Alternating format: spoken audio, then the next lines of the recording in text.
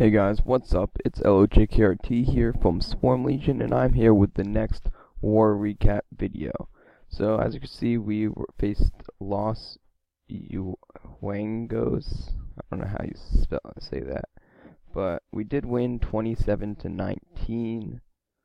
Look at their bases. We were able to 2-star their top Town Hall 10s, 3-star all the Town Hall 9s.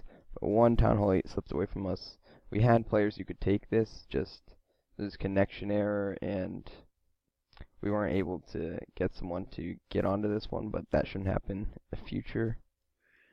And as you can see, everything below that 3-starred.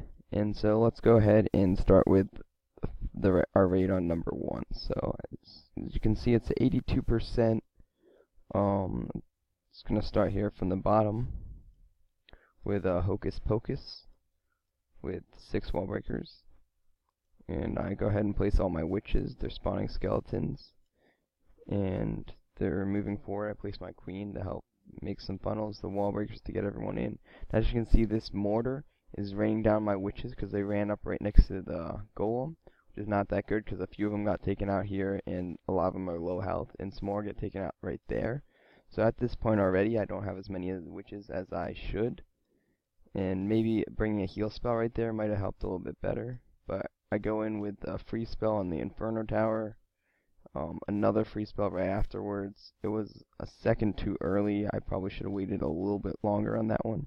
But all the witches are going in, and they take out the multi-target Inferno Tower before it does too much damage to my witches. So at this point, it's not looking terrible, but not looking great because I didn't have the best start. But I have quite a few witches right around here, and I have a few witches around here as well, but on this side of the base, not a lot of witches went that way, so it's not looking so good on the right side of the base. So my queen is going in the middle, and unfortunately the splash damage is causing some of the skeletons to die, and like the mortar, and so the Inferno Tower did take out, I think, a witch there. There's not very many witches left in the center here, and because of that, when I fast forward a little bit, the mortar hits them, and their skeletons aren't enough to stop the defenses from targeting them. That leaves my queen completely unprotected, which is never good, and I use her ability there, and at this point she's going down, and I don't have enough troops to get around the base, so I'm just going to speed it up here. They break through some walls, put up a good fight, but with the giant bomb and mortar, there's no chance for them to be able to take out the rest of the space. So all around 82%, I think it was a pretty solid raid, but just didn't get the 3-star on that one.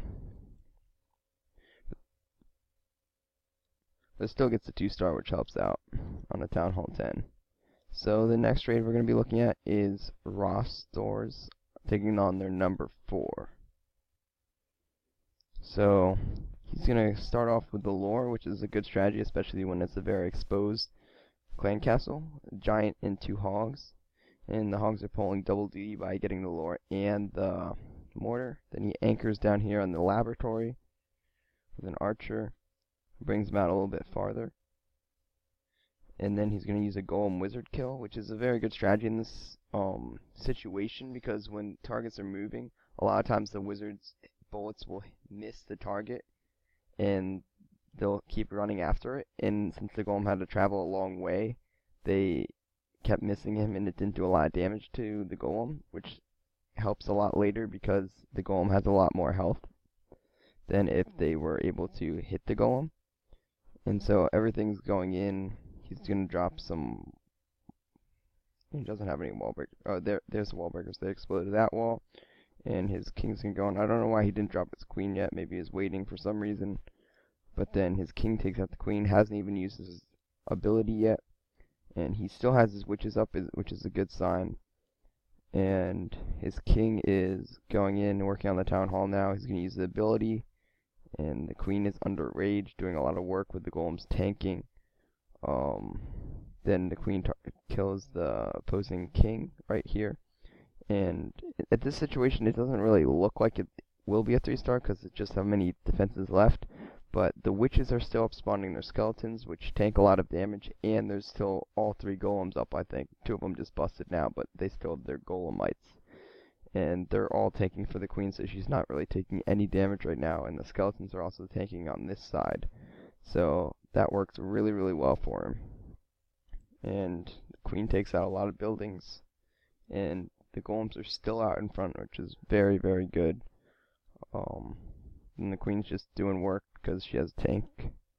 And then right here she goes out in front of the other defenses so she gets targeted, and he waits to use the royal cloak till she's really low so that she can break this wall and have the golems run out in front before she unfreezes, so that the cannon will retarget the golems instead of her, which is exactly what you want to do in that kind of situation, because if it took out his queen, he might not have been able to get the 3-star, especially because he only had 5 seconds left in the raid after it finished. So now speed it up here a little bit. The golem's out tanking for the queen. The queen's doing work on all the defenses, and at this point it's obviously a 3-star. So great job to Rostor. Keep it up, buddy. 6-star war, by the way. And Bit Too Good is going to be our next showcase. He had a 6-star war as well. So he's our number 9 taking on their number 7. So he's going to be using dragons and wizards on a Town Hall 7. And I think it's a max Town Hall 7, by the way, as well, besides the walls. So he lightnings one of the air defenses, which is a good strategy. Then he comes in with wizards at the top to take out all these buildings. I'm not sure if that's better than having dragons for funneling, but it works, so can't complain about that. It was a very good strategy. And he just makes a very, very wide funnel so that his dragons will go right to the air defense. And he's going to place his dragons down in a second. He's already at 25% before he even places them. Then he has hogs here instead of balloons. I think I probably would have taken balloons, because then the cannons and everything can't target anything, and the dragons will tank the air damage, so that they'll go and take out, the balloons will be able to take out that air defense. Because right now the air defense is doing a lot of work on this dragon, and it did work on these dragons, and while the dragons were taking out the clan castle. So that did a lot of damage to him, but he still has 5 dragons up. And this raid did come down to the wire. It was like 1 second left when he got the 3-star, which was pretty clutch. I'm just going to speed up here because dragons are pretty slow. They're working on all the buildings, and they're taking quite a bit of damage from the Tesla and the Archer Tower.